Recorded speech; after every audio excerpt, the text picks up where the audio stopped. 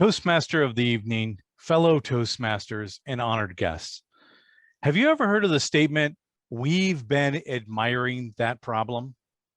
Probably not, but I started using that abstract phrase in 2009 while working at Booz Allen Hamilton. Problem admiration is a symptom of overanalysis, frequently associated with weak implementation. I first came up with the term while researching and discussing my first business book, Overcoming Organizational Myopia, Breaking Through Siloed Organizations.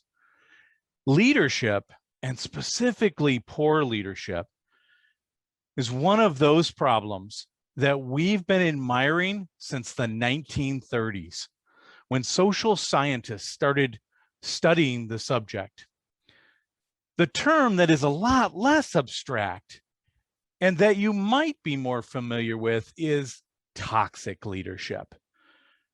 Marcia Lynn Wicker coined the term toxic leader in 1996. So we've been admiring that problem for not nearly as long. Often, we like to focus on the qualities of a good leader, but we typically ignore how to spot a toxic one. Today, I want to share three things. One, toxic leadership and its impact on an organization. Two, 4 ways to spot a toxic leader. And 3, how to deal with toxic leadership. Why do they call it toxic? Toxic essentially means poisonous, and poison has a way of spreading. Toxic leaders, if left unchecked, will slowly infect everyone around them. Why? Have you ever heard of the term misery loves company? Well, toxicity in your workplace is much the same. Toxic leaders like to surround themselves with other toxic people. The more toxic the workplace, the more the toxic leader can thrive. Essentially, toxic leadership is like a cancer that eats away at your organization. Now, I've found several ways to spot a toxic leader. In the interest of time, I want to sum up it into 4 traits found in all toxic leaders. Toxic leaders seldom promote a strategy that inspires people. They typically focus on things like making more money, building their empire, and taking care of themselves. They also think and operate very tactically when getting things done. Toxic leaders have terrible or no accountability. They don't want to be held accountable, so they surround themselves with others without accountability.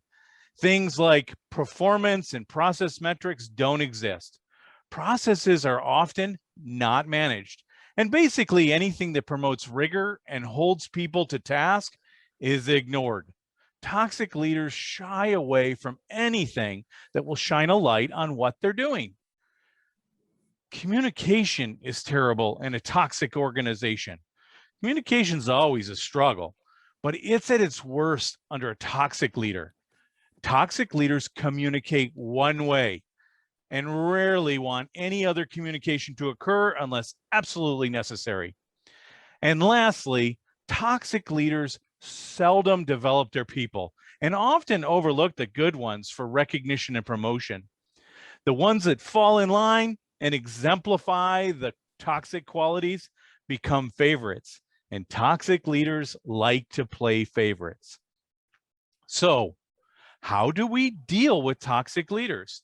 I'll cover this from 3 levels. The first is at the owner, CEO, and president level. To put it bluntly, the buck stops here. When the senior most leader recognizes toxic leadership occurring in their organization, they need to cut the cancer out. If left to spread, it will be very hard to deal with in the future. The second is when your leader at the same level is another toxic leader. Like a cockroach, toxic leaders don't like the light. To shine the light on a toxic leader, you must do everything that that toxic leader won't. Have a strong and inspiring strategy. Encourage accountability throughout your organization. Be an excellent communicator and take care of your people. This helps illuminate the dark spots across your organization. The most difficult level is from the individual contributor working in that toxic environment. You pretty much are faced with two options. The first is to document everything and report it. The second is to find another job. Unfortunately, it's very hard for an employee in a toxic work environment under a toxic leader to make significant changes. The buck stops with the senior leader. If they're not aware, then the toxicity will continue. It's time we stop admiring the problem of toxic leadership. Today, I have shared with you the impact of toxic leadership, provided you with 4 ways to identify toxic leadership, and armed you with 3 ways to combat toxic leadership. Your mission, should you choose to accept it, is to stop admiring toxic leadership.